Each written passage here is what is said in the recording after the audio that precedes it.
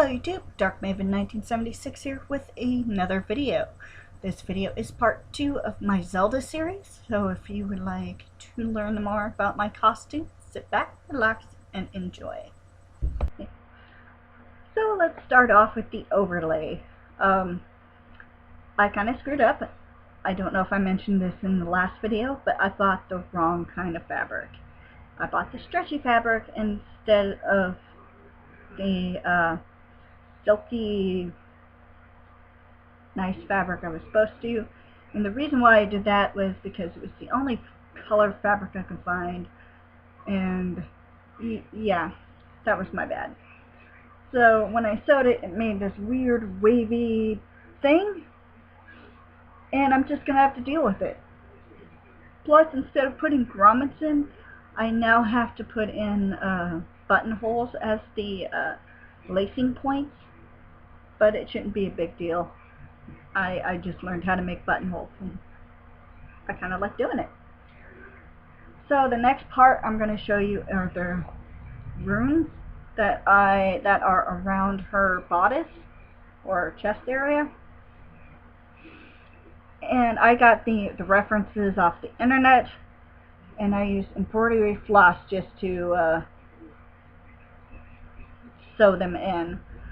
I also had to go on the internet and look up how to use or how to embroider, because I wasn't really sure how, so I was getting frustrated and I should have looked it up first.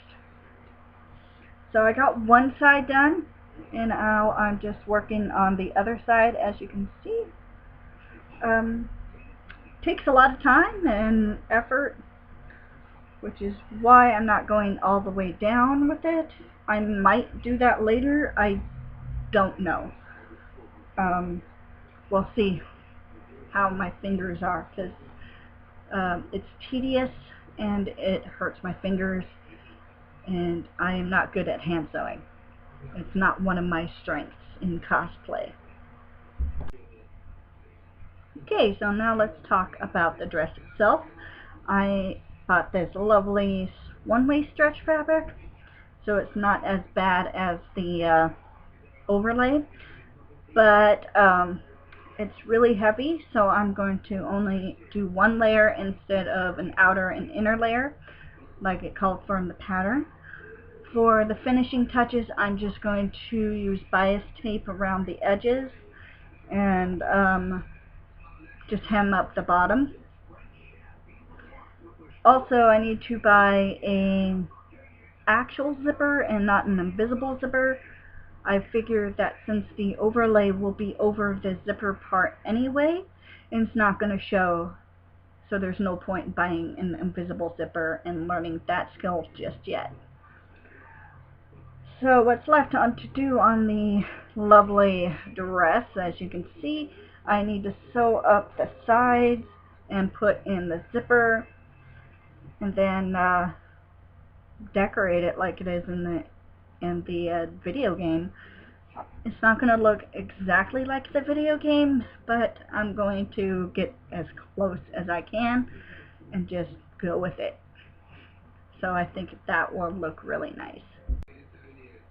As for the rest of it, the pauldrons, the crown, the wig, the necklace, and belt, and apron, I'm just going to have to wait until it gets a little warmer for at least these parts I have to make Warbler out of, simply because it's too cold and the Warbler cools too quickly in my parents' garage, and yeah, that's not fun.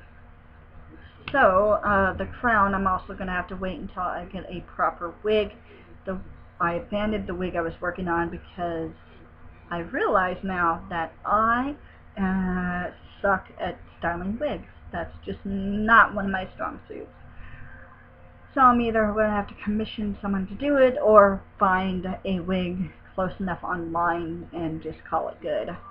I will do the little decorations on the wig, so that'll be fun, I think. And as for the apron, we're going to wait until I'm done with the dress and stuff to figure out how to use my friend's embroidery machine to embroider this lovely thing. So it should be great. It's coming along pretty nicely, I think. So that is it for today's video. Just a short video with my Zelda progress. I hope you liked it. If you have any questions, comments, concerns, gifts of cheesecake, leave them in the comment section down below. If you like this video, feel free to subscribe, and like always, cosplay safe and have a great day. Bye.